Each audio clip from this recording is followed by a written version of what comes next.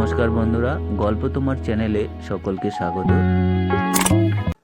সময় বদলেছে, জীবন হয়েছে ব্যস্ত, কিন্তু মনের এক কোণে আজও লুকিয়ে আছে সেই সোনালি স্মৃতিগুলো।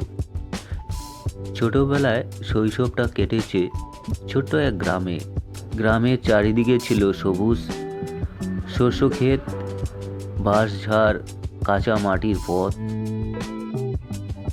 এখনও চোখ বন্ধ করলেই সেই দিনগুলো ভেসে ওঠে।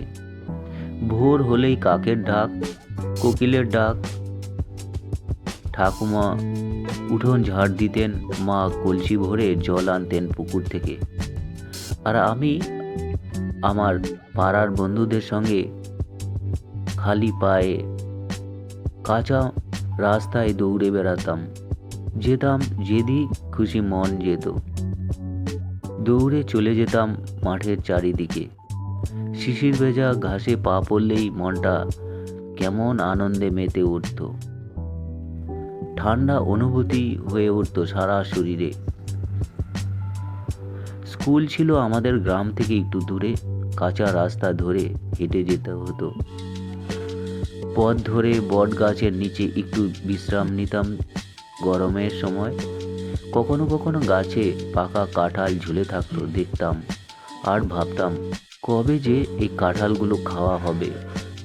স্কুলের মাস্টারমশাই খুব কড়া ছিলেন, কিন্তু গল্প বলার সময় তার চোখে এক অন্যরকম অনুভূতি দেখতে পেতাম।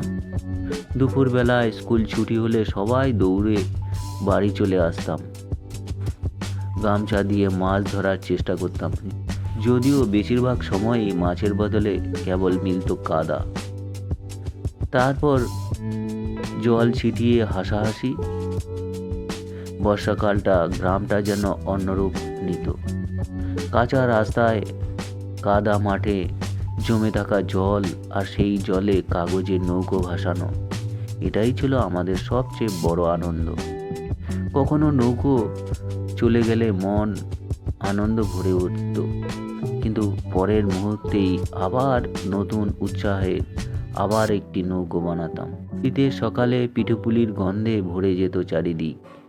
ঠাকুমার হাতে বানানো পাটিসাপটা, দুধ পুলি, আজও তার স্বাদ ভুলিনি। সন্ধেবেলা সবাই মিলে উঠোনে বসে গল্প শোনা ছিল আমাদের নিত্যদিনের অভ্যাস। কখনো বিভিন্ন রূপকথার গল্প, গ্রামের পুরনো দিনের কথার গল্প। আকাশ ভরা তারা দেখে মনে হতো এই পৃথিবীটা কতই বড়। এখন শহরের ব্যস্ত জীবনে দাঁড়িয়ে মাঝে মাঝে খুব ইচ্ছে করে আবার সেই গ্রামের সেই দিনগুলোতে ফিরে যেতে। মনে হয় ফিরে যায় সেই নির্ভেজাল হাসিতে, কাদামাখা খেলায় এবং নিঃস্বার্থ ভালোবাসায় ও বন্ধুত্বে।